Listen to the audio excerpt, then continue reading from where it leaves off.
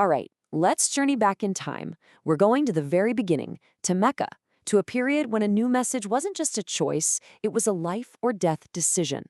This is a story about the incredible price paid by the first followers and what unshakable belief truly looks like. I want you to really let these words sink in. This is a man named Khabab, a blacksmith, and his own forge, the tool of his trade, was literally turned into an instrument of his torture. He was given a simple choice: give up his new faith or endure this unimaginable pain. His refusal tells you everything you need to know about the power of the message he'd accepted. So yeah, this was the brutal reality for the very first believers in Mecca. An absolutely terrifying price to pay for faith. And it just forces you to ask the question, right? What on earth was this new message that could inspire that kind of devotion, but at the same time provoke such a violent, furious reaction? And this slide, well, it lays out the core of the conflict perfectly. You see, this new message wasn't just about prayer.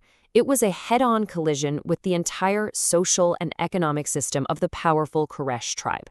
It said that a slave, like Khabab, was not only equal but could be superior to his master in God's eyes. It called for things like brotherhood, dignity for women, ideas that didn't just challenge their power, they threatened to completely dismantle it. And so, in response, the persecution wasn't just a few isolated incidents. Oh no, it was a calculated, systematic campaign of cruelty.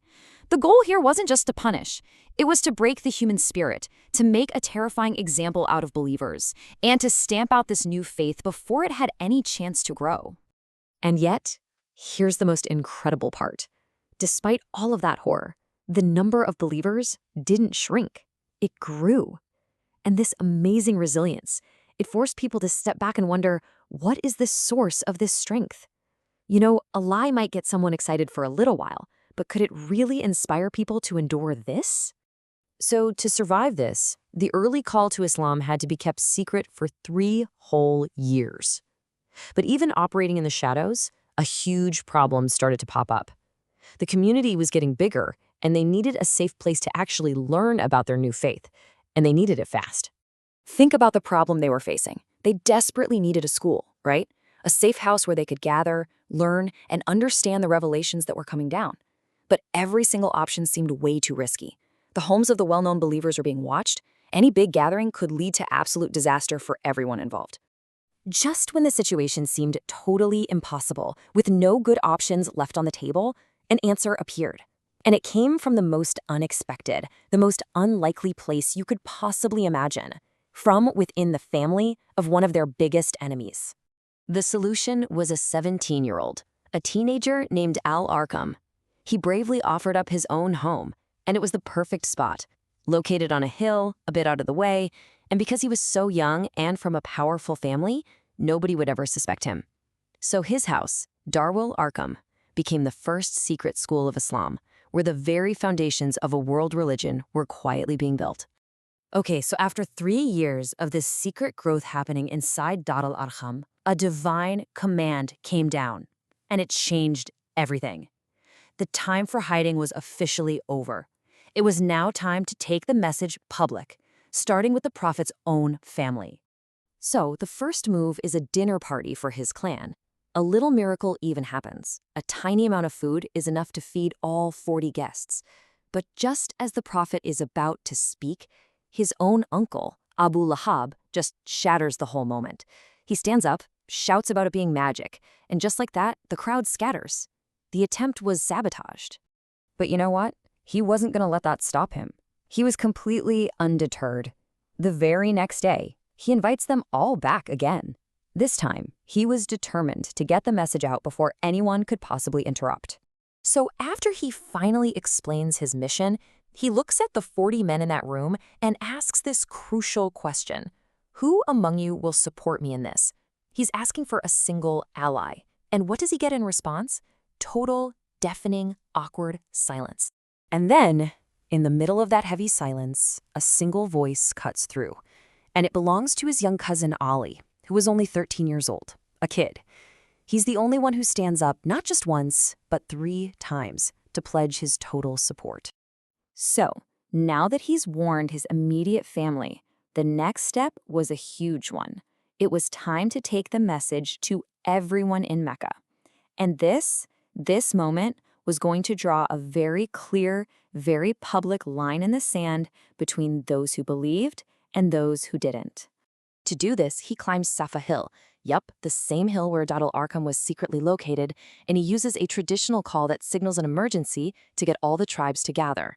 And once the crowd is there, he asks them a simple but absolutely brilliant question to establish his credibility. And their answer was a booming, unanimous yes. Of course they would.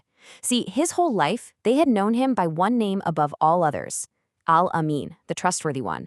He had never, ever told him a lie, and they all just publicly confirmed it. So, with his lifelong reputation for honesty freshly stamped and approved by their own mouths, he delivers the public warning. He invites them to believe in one God and to save themselves from a terrible punishment. The trap was perfectly set. And who do you think was the very first person to react with pure, unadulterated rage? You guessed it, his uncle Abu Lahab. He literally picks up a stone, screams a curse at his own nephew, and storms off, sealing his own fate in that moment of public rejection. So this brings up the really big question, right? Why? Why was the opposition, led by people like Abu Lahab, so instant and so incredibly vicious? What was it about this message that they refused to even think about for a second? Look, when you boil it all down, their resistance wasn't really about theology. It all came down to pride and power. For them to accept this message meant they'd have to admit that they, and all their ancestors, had been wrong. It meant their social status meant nothing before God. It meant shattering the pillars of their identity, and that was a price their egos just weren't willing to pay. And this is maybe one of the most powerful statements of conviction you'll ever hear.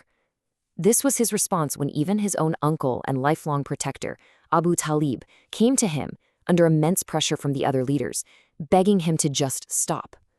This was the reply he got. A conviction so absolute it was clearly not from this world. And when the threats and the pressure didn't work, well, they tried the opposite. They tried temptation. They offered him literally anything a man could want, all the wealth he could imagine, the highest position of power, even to make him the king of Mecca. All he had to do was stop talking. And he refused every single thing. That public declaration on Safa Hill, it really marked the end of the beginning. The struggle was no longer hidden in the shadows. It was now completely out in the open. The persecution was about to get much, much worse. And the hardest days were still ahead, posing the ultimate question. How could this tiny new community possibly survive what was coming for them?